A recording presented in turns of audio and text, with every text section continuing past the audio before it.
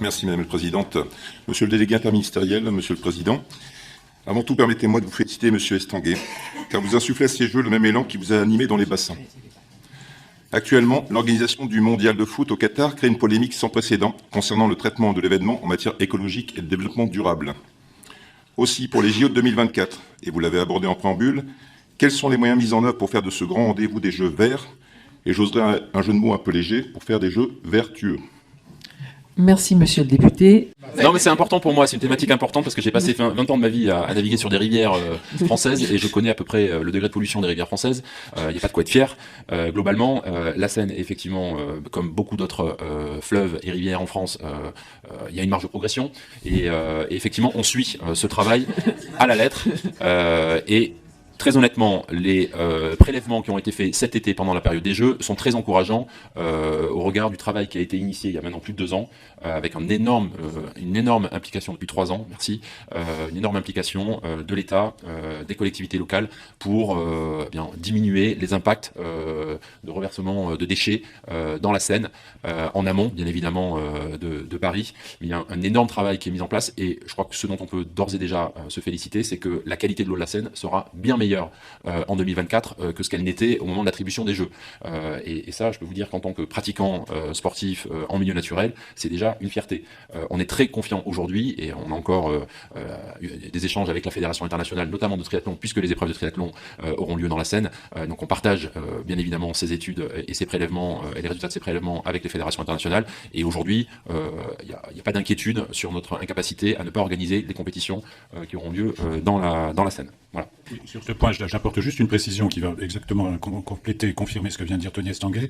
Dans le programme qui est en train d'être mis en œuvre pour reconquérir une qualité de l'eau dans la Seine, il y a plus de 3/4 des mesures en termes de réduction du taux de pollution qui relèvent de grands investissements, c'est-à-dire des collecteurs de réseaux d'eau pluviale à isoler par rapport aux eaux usées, des investissements lourds portés par le SIAP, par le syndicat en charge, des travaux importants de changement complet de tuyaux pour les grandes collectivités comme les départements concernés.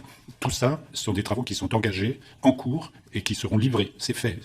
On est certain qu'ils aboutiront d'ici 2024. Et ils sont tous engagés en 2022.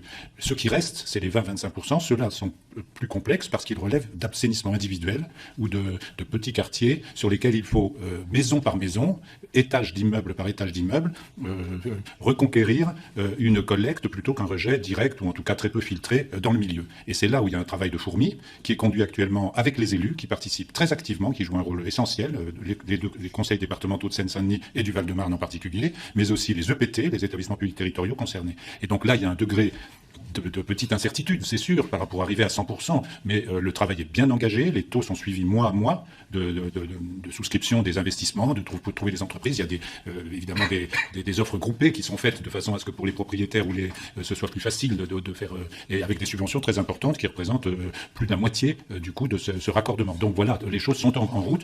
Concernant les équipements sportifs, pour tout de suite aborder ce point, eh bien on a une double action. Bien sûr, maintenir notre accompagnement en direction des équipements sportifs dits structurants, ce qu'on connaît classiquement, les stades, les gymnases, les salles de sport de combat, les piscines. Et là, il y a eu une augmentation des moyens de l'agence très importante là aussi, et une prise en compte assez inédite en matière de financement des équipements sportifs en investissement. On parlait d'un budget de 45 millions d'euros en 2018. On est à plus de 200 millions d'euros aujourd'hui dans les crédits alloués à l'agence.